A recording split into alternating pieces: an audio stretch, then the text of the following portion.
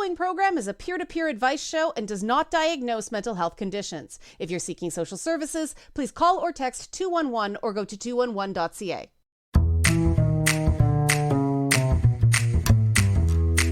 Hello, listeners on Saga 960 AM and those listening around the world on streaming and podcast services. This is It's Not Therapy. I'm Leanna Kersner, and I am not a therapist, but I am your source for practical advice for everyday problems using my top 10 sayings for checking in with your best self. This episode, we're going to talk about rituals, things that center and calm us in a crazy world. My guest this episode is going to be Dr. Gina Simmons Schneider, a licensed psychotherapist and relationship expert who's going to talk to me about how rituals reduce anxiety. A ritual is not a mere routine. A ritual is a time where the rest of the world stops and you focus intently on what you're doing in that very moment, step by step, word by word. The specific details of a ritual. The complexity gets you to slow down, to still your mind, and create protected space to mark a moment. Now, even people who like novel experiences and a lot of change can thrive on rituals. I know I do. Entertainers who travel a lot, like I used to do, tend to have pre-show rituals. They have dressing room requirements, other things that tame the chaos of jobs that require them to jump from city to city, room to room, hotel to hotel, right? That's regular personal rituals, but rituals can also mark major life milestones. They can give us permission to celebrate and give us structures to grieve. This past week was the Jewish high holiday period of Rosh Hashanah and Yom Kippur. And Canadian Thanksgiving is also coming up. And during the lockdown years of the COVID pandemic, many people felt cut off from the world because they were denied those family rituals.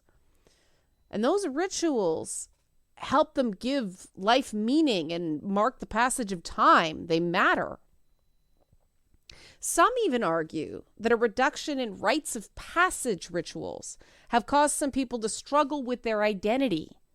The old religious rituals surrounding passage into adulthood, for instance, don't really match up with the realities, modern realities of being in school until one's mid-20s or early 30s. The transition from college to a life of work just sort of happens, and that's if you go to college at all. I find myself telling my younger personal clients that until you hit your 30s, life is a series of sprints. It's yearly school grades, graduations, applications, exams. Life is broken down into chunks of days, weeks, maybe months. But then suddenly, you're in a job. You're paying rent. Life is a marathon. It's a slog. It's an endurance test marked in years. And there are far fewer predictable markers breaking up that time. So a lot of people struggle in their mid to late 20s and 30s. It still strikes me that dating in your 30s has become this woe is me meme. It took me a while to understand that one. Dating in your 30s is dating as an adult. When you've got your own living space, your own money, your own schedule. But a lot of people see it as this miserable thing because, oh, now your choices are more limited and you have the dreaded emotional baggage, right? Let's talk about emotional baggage. Because I don't think emotional baggage is all bad. This is tangenting from rituals. Is tangenting a word? This is a tangent from rituals. There we go. But bear with me. Okay, emotional baggage. Yeah. Any lingering trauma that causes us to engage in self-destructive behaviors is a problem. Top 10 phrase, don't let problems that aren't your fault lead to mistakes that are. But all learning, all red flags from experience are not self-destructive. Problem is people have trouble distinguishing that good learning pain that results in wisdom and bad pain that comes from a lack of closure. And this period in the 20s and 30s that people are struggling with this even has a term now, a Fleabag era. A Fleabag era, like the TV show Fleabag, it specifically references the lives of women, but I think a lot of men and non-binary people can relate to this state as well. People are exhausted from Me Too style externalizing, and so people are just going numb.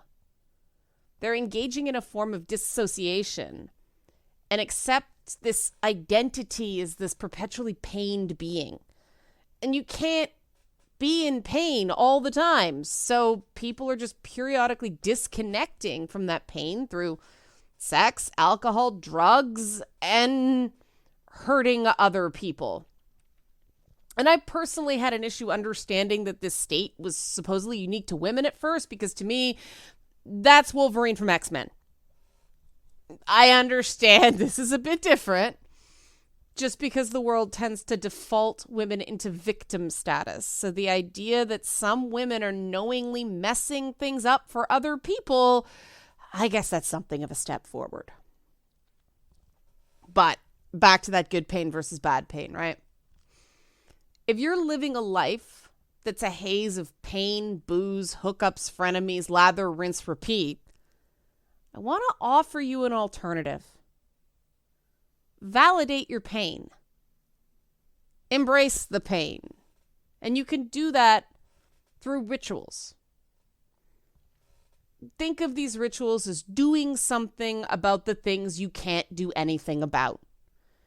Doing something about the things you can't do anything about gives your brain a sense of control. And control is very important to emotional equilibrium.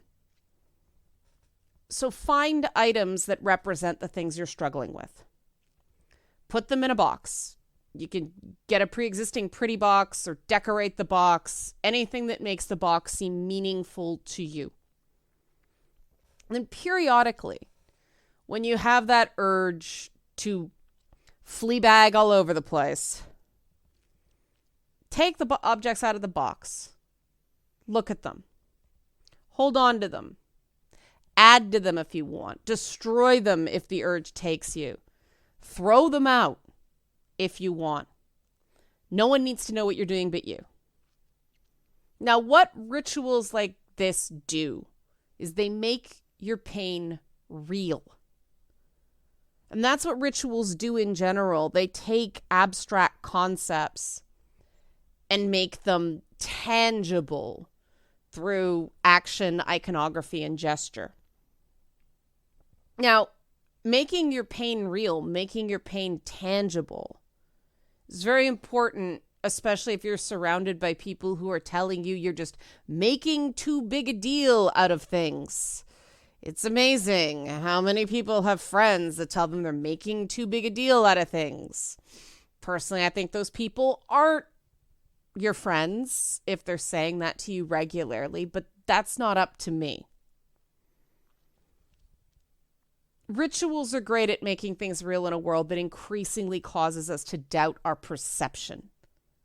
You have the right to shape and order your existence. Remember, top 10 phrase, healthy goals are based on things you can control. But so many of us feel like we have so little control over our lives right now, right? We're living in an era where our routines, as well as our rituals, have been disrupted by the COVID-19 pandemic and surrounding circumstances. When COVID hit, we all sucked it up, especially here in Canada. Canadians just really stepped up. We made changes. We moved to work from home. We did the online learning with the kids. We changed all the rhythms of our lives. We did our parts. We were good soldiers. And now that we've been doing that for a couple of years, some companies want employees back, and now everybody just has to go back to the office, even if they were more productive at home. I completely understand why people feel jerked around. You have been jerked around. This has not been handled well. People have not been treated like humans. Feeling despair in these circumstances, feeling numb, feeling out of control, feeling adrift is totally understandable. Especially since those office rituals that used to make work feel more like a home away from home, well, they're happening less and less now too, sacrificed on the altar of productivity and what's appropriate, right? Professional standards. I think you can tell how I feel about this.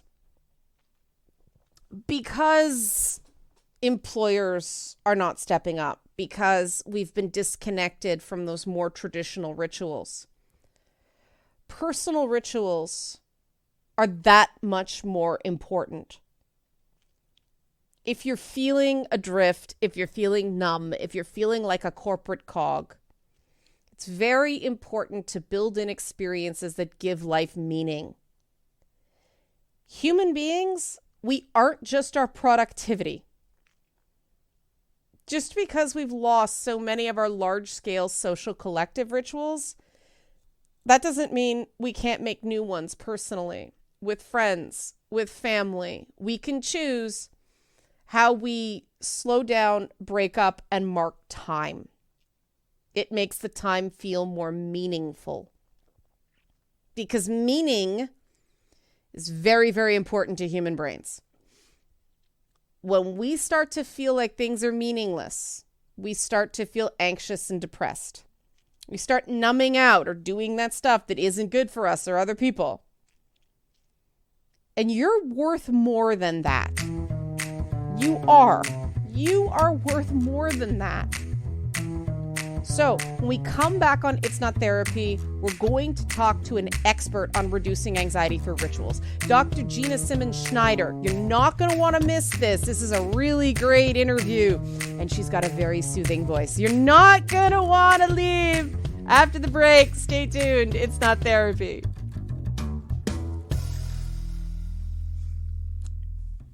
The following program is a peer-to-peer advice show and does not diagnose mental health conditions. If you're seeking social services, please call or text 211 or go to 211.ca.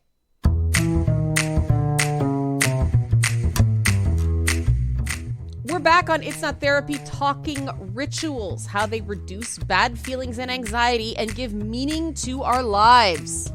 And it's time once again for the It's Not Therapy interview. I'm here. I'm very, very stoked for this guest, guys. Dr. Gina Simmons Schneider is a coping skills expert. She's a licensed psychotherapist, executive coach, corporate trainer, and she is author of Frazzle Brain: Break Free from Anxiety, Anger, and Stress Using Advanced Discoveries in Neuropsychology. And I think I could talk to Gina for hours and hours and hours, but the interview this episode, we are talking to Gina about rituals and how rituals can be useful in maintaining and resetting mental health. So Gina, it's so thrilling to talk to you. Thanks for coming on It's Not Therapy.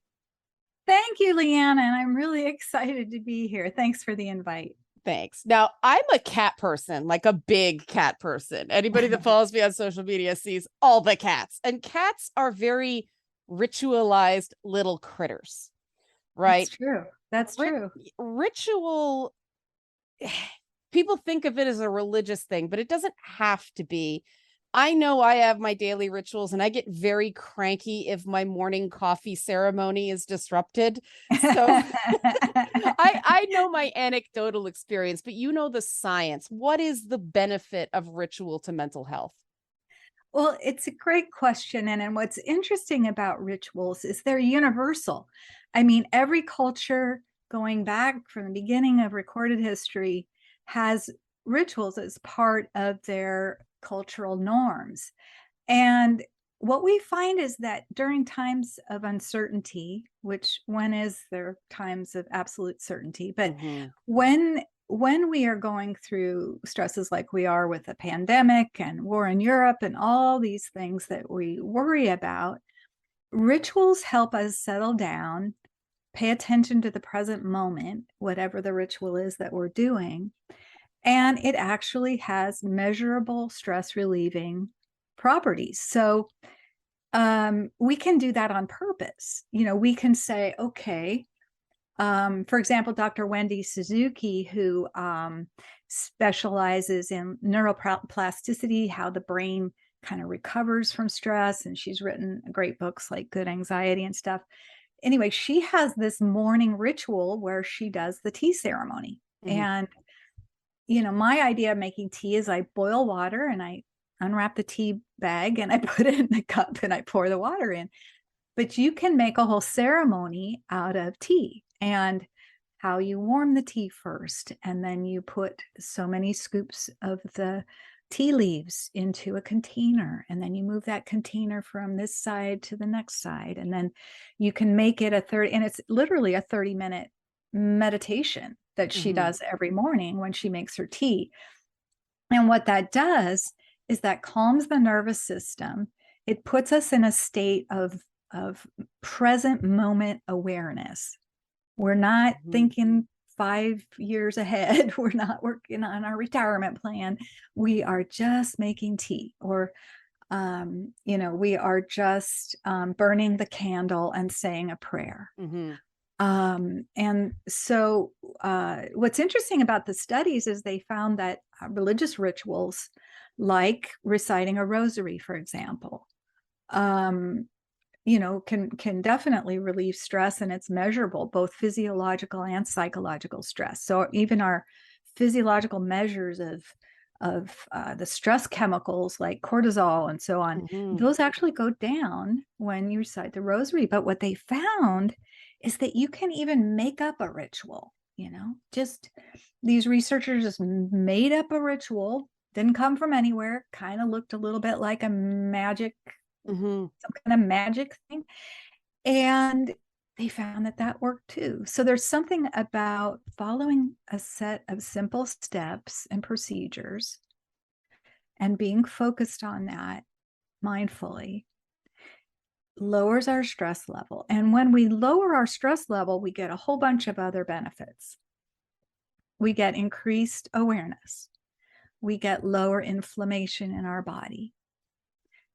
We get a better, faster wound healing. If we're recovering from something, like I'm recovering from a booster shot, right? So I've got this swollen arm, and I'm recovering, right? It's not a big deal, but calming my nervous system down helps my body recover.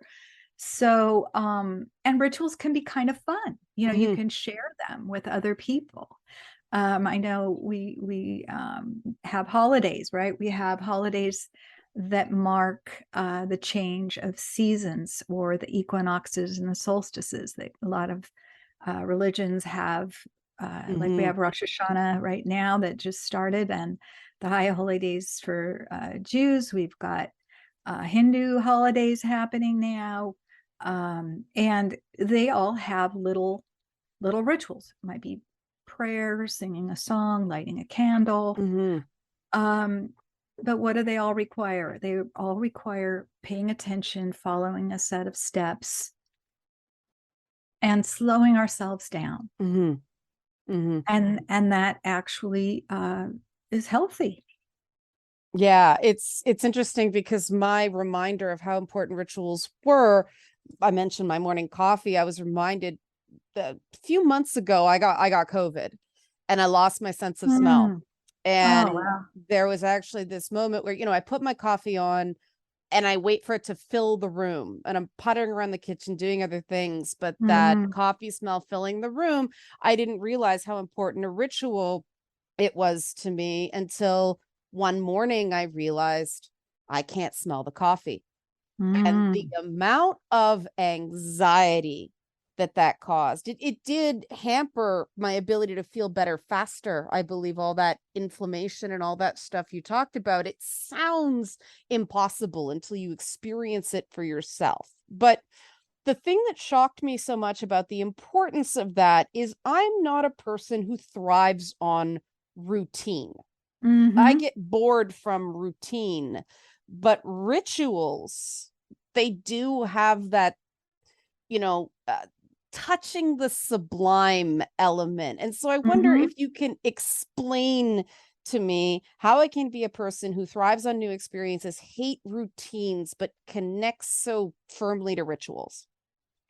And thank you for bringing that up because we all have different personalities, right? Mhm. There are people who just, they never want change. They want to eat at the same breakfast place, they want to always Mhm. have the same, and they're comforted by that, and that's perfectly fine. And then there are folks who are creative types like yourself Mhm. and myself too, who like a lot of change and variety.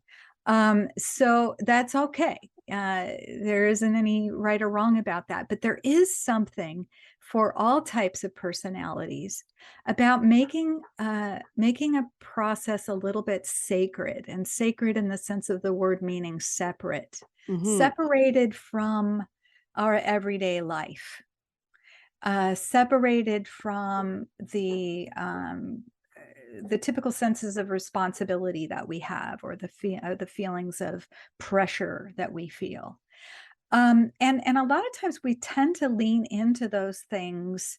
Stress will drive us to those things because maybe we can get away with not taking a moment to light a candle and say a prayer Mhm. until we're feeling so much distress and worry about a loved one who has cancer, that we pull out our health candle that we got at a local, metaphysical bookstore, Mhm.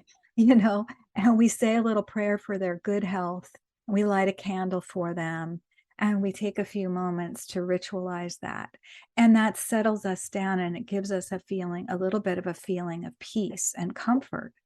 And so I think that doing that intentionally and giving ourselves permission to set aside times for rituals, Mhm. is can be part of a regular stress management, plan. And you can vary those rituals if you're someone that needs a lot of change and variety. It might be a Mhm. different candle. You might decide to do a tea meditation. You could also, like you do with your coffee ritual, you call it a coffee ritual. I kind of have a breakfast ritual as well. It's one of the things that I look forward to every morning is my breakfast and my coffee. Mhm. And you can do all of those normal, ordinary things, but if in a ritualized way. Mhm. For example, if I'm cracking two eggs, I could do it one at a time, or I can do it in a really mindful way where I want to do both of them at the same time, very carefully, and not leave any eggshells in the bottom of the bowl, Mhm. Mhm. and scoop out very carefully my coffee beans into the grinder and my little steps, and follow them in an order where I'm just paying attention to one step, and then the next step, and then the next step. Mhm. And I'm doing it very slowly and deliberately with a bit of grace. Like when you watch people doing rituals, whether it's religious ones in like Catholic ceremony, there's a grace to the movements because they're slow and Mhm. deliberate.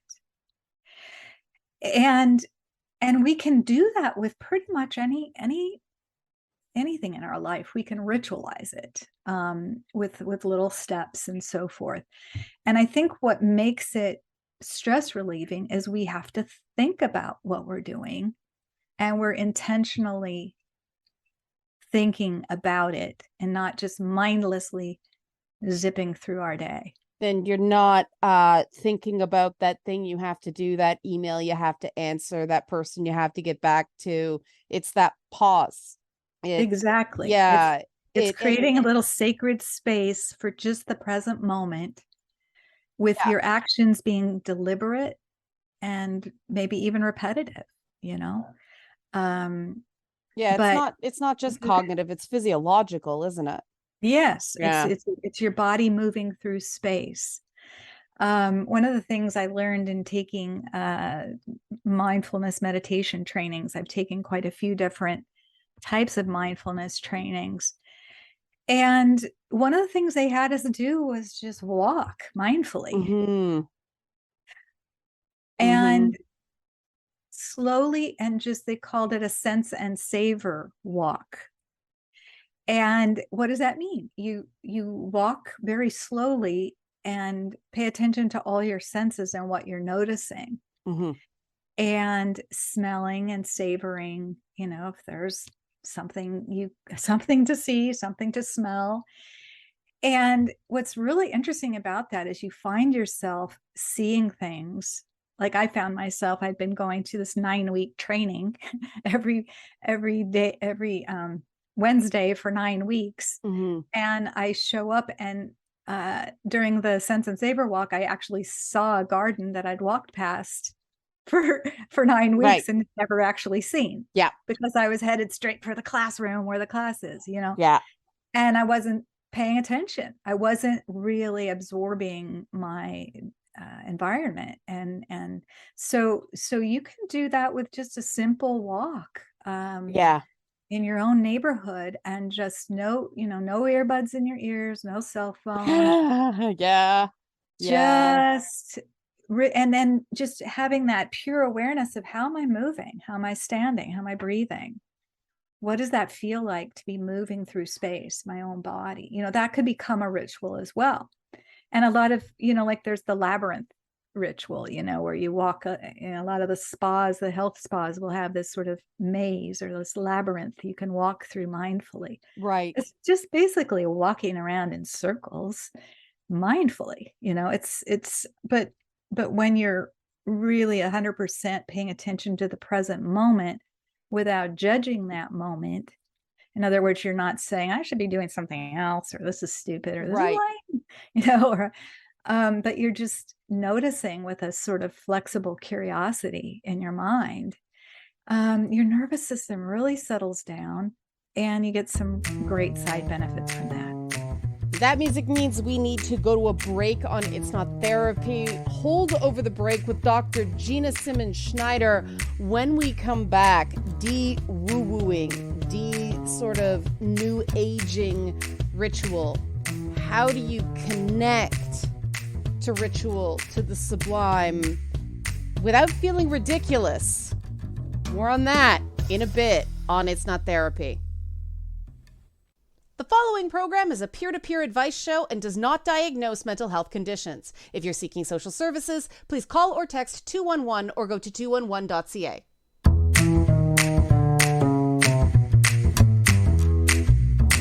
We're back on It's Not Therapy talking to Dr. Gina Simmons Schneider about rituals, reducing anxiety, everyday de-stressing, and I want to talk about language. I find it interesting, especially working with men, how the language surrounding ritual is so important in overcoming that sort of psychological barrier. Because if, they're going through it, this is stupid, and they're just it's not going to work, right? You have to feel that connection to something bigger. And professional sports, if you actually look at it like a form of ritual, Super Bowl Sunday, it's all it's a special day where you take time and you have the particular foods you serve and you invite people over. It's just a day to quote, the Passover Haggadah, a night that is not like all other nights. Right. So you have like these,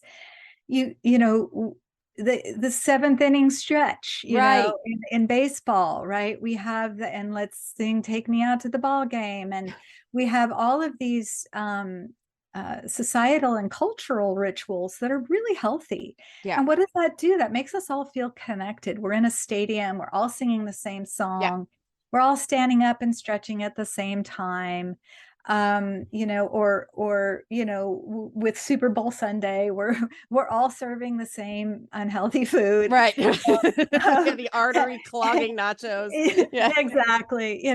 But that's part of the whole ritual. Yeah. Right? It's got to be fun food. It's got to be finger food. That's right. That's right. So I think that those are connecting things too, that connect us to community. And that's also another stress relieving factor that I talk about in my book, Frazzle Brain, about relationships and doing things that are synchronized with other people that can be ritualized. It could be dance too, taking dancing lessons, which is, ritualized movements in a way that are all done in sync. Or so those things can be very stress relieving and connecting and help us feel a sense of community, which also eases our sense of alienation and the things that cause us to feel overwhelmed with stress. Now, I do, when you talk about overwhelm and, we have this pathologizing phenomenon with mental health. And I'm sure people listening are thinking about, well, what about things like, obsessive compulsive disorder, where the rituals are part of, a disorder instead of something that helps me. How do I know the difference? What do you say to people who have that question? Yeah, that's always a great question, Lana. And basically, any behavior that humans do can be a symptom of a mental illness, and there are basically two measures that Mm-hmm. define whether it's a mental illness. Does it cause unbearable suffering, Mm-hmm.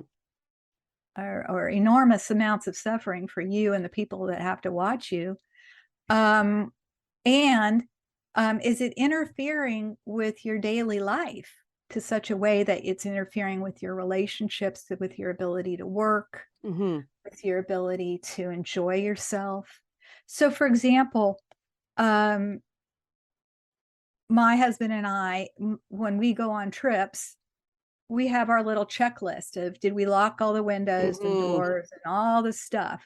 And we might get a block down the road and go, did we really lock that window? Yeah. And we come back and we check. Now, that doesn't cause us any undue suffering. Right. But then people with OCD will go a block again and did and have just locked the window and Yep. now think, I didn't lock the window.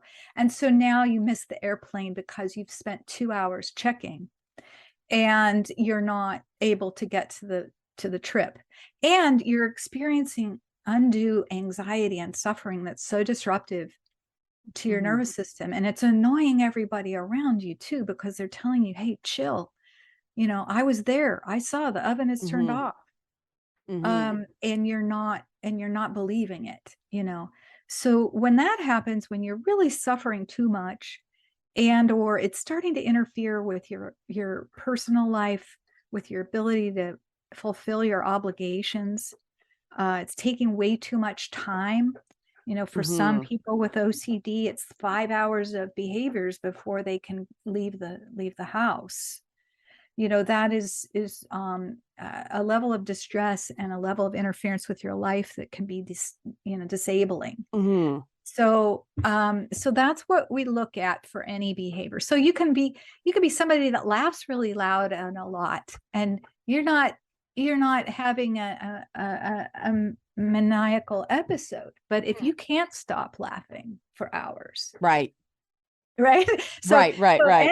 and you're hurting and it hurts you so much and you can't stop, right? Yeah.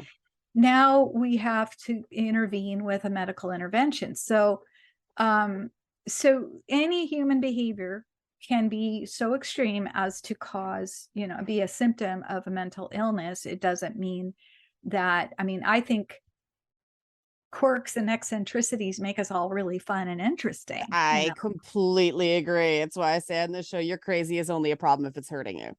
It's the only problem that's hurting you or others, Right. right? Yeah. It's like, and all the interesting characters that we love on television and in film, they all have some quirky thing, right? They Mm-hmm. all have so, and we identify with that because we have our quirks, right? We Yeah. have our little things that we do that make us feel comforted or make us who we are. So I think that you're right, and language is important in giving, but also giving ourselves permission to pick meaningful rituals that mean something to us. And you've predicted my next question beautifully. My last question beautifully.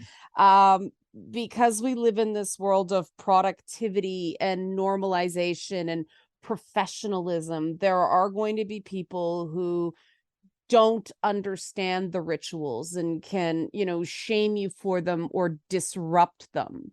What's your advice for maintaining that sacredness, especially if you need something midday at work because you tend to get overwhelmed and you need that sort of proactive reset? right at the end of lunch break or something like that. How do people get that protected time and space and set boundaries so that they can do these behaviors? That's a great question. And I think it really, we train ourselves first and then we train the people around us. Mm-hmm. I remember going to a workshop with a bunch of psychologists. It was a training. And I invited the woman next to me to go join me for lunch. And she goes, no, I do my relaxation rituals during lunch, but thank you for the invitation. Mm-hmm. And she, every day at lunch, she has her thing. She goes out to her car, she meditates, she does a little yoga stretch, and she rejuvenates herself. And I thought, well, that's cool. That's an interesting thing that she just took the space and educated me on what she was going to be doing for that lunch. Mm-hmm. And I think a lot of people who, if your workplace allows it, some workplaces are very creative and they understand working with creative people. And so they will have things available. They'll have Mm-hmm. a meditation room or they'll have a track Mm-hmm. where you can, go walk around the track and clear your head. But I think it starts first as an inside job, figuring out what is important to you and what ritual would you like to include in your Mm-hmm. life for stress relief, and or to clear your head midday or end of day or whenever. I recommend daily stress management, and a ritual can be part of that. Mm-hmm. I think sometimes we don't even think about stress management until we feel overwhelmed and frazzled. Agreed. Yep. And then we go, oh, maybe I ought to do some, oh, yeah, people talk to me about breathing. Okay, maybe I should breathe deeply. Maybe I should do some of this stuff. Yeah. And I say, well, just breathe deeply every day Yeah. and make it part of your routine and have your morning routine be really slow and deliberate and calming and ease into the day and allow yourself that space and then educate the people around you. Hey, I'm gonna go do my two block walk. I'll see you in a little bit. Yeah, it takes so much less energy and cognitive overload to maintain stress levels than to get yourself back in a balance when you've been knocked off. So very, very wise words. Dr. Gina Simmons Schneider, author of Frazzle Brain, Break Free from Anxiety, Anger, and Stress Using Advanced Discoveries in Neuropsychology. Also the lovely, lovely website that I really spent a lot of time just clicking on every link, frazzlebrain.com. Gina, thank you so much for being on this show. And if people want to find out what you're doing, is frazzlebrain.com the best way to follow you, or are there other ways? Definitely. You can find all my social media links. I'd love to hear from any listeners, any feedback, any questions. I will get back to you, and follow me on social media. You can find it all at frazzlebrain.com. And thank you, Leanna. It's been so fun talking with you. Thank you. This has been great. Thank you so much for coming on the show. You're welcome. Bye-bye. When we come back on It's Not Therapy, I love cats. So we're going to talk about what you can learn from cats about rituals. It's cats, guys. You want to hang on. You want to hear this. Back in a bit. The following program is a peer-to-peer advice show and does not diagnose mental health conditions. If you're seeking social services, please call or text 211 or go to 211.ca.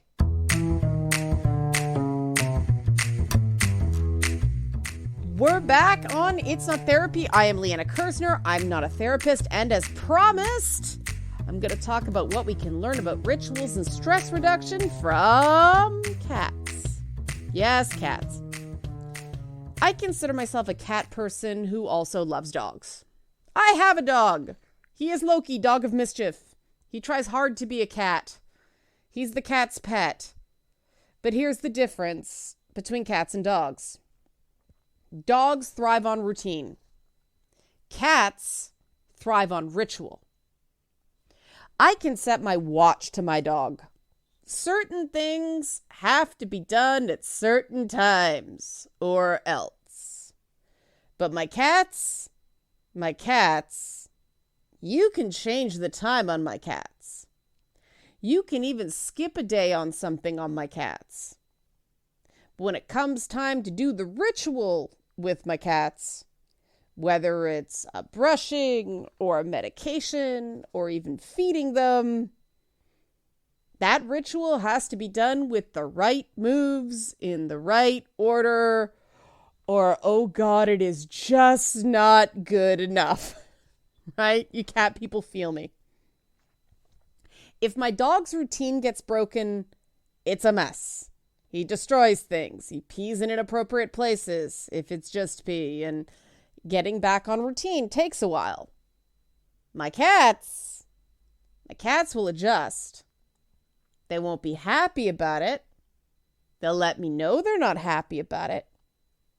But when they get the proper respect through those agreed upon rituals returning, it is the best thing ever.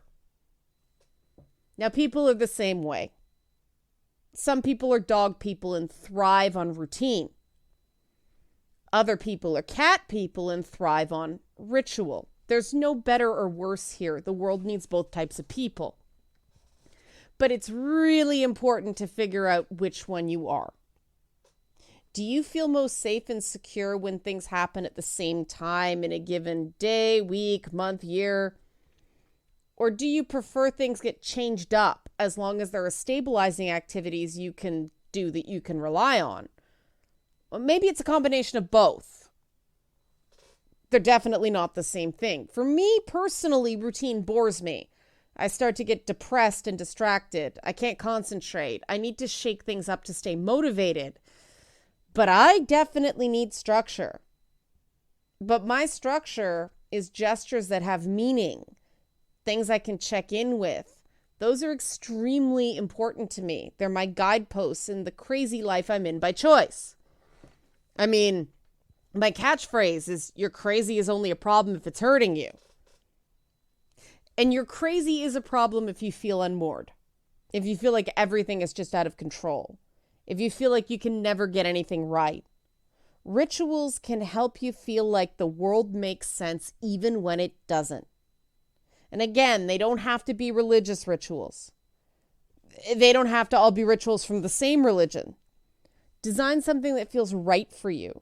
Find something that, in the craziest of circumstances, you can perform something that makes it feel like everything's going according to plan. Pop culture reference, you know I love those. You may watch the show Cobra Kai. I know I do. I love that show. Cobra Kai is based on principles of energy. Good and evil are forces, and everyday stuff can shift the tide between good and evil. Mr. Miyagi from the old Karate Kid movies used chores, wax on, wax off, to teach muscle memory in karate that focused on defense. And the creators of Cobra Kai have translated that into the idea that work stuff, high school drama, karate tournaments, and major crimes, all those things are depicted on that show as having the same weight. And there's wisdom in that. Wax on, wax off, Daniel-san, right? You're never going to be able to convince your teenager that their current drama isn't the worst thing ever.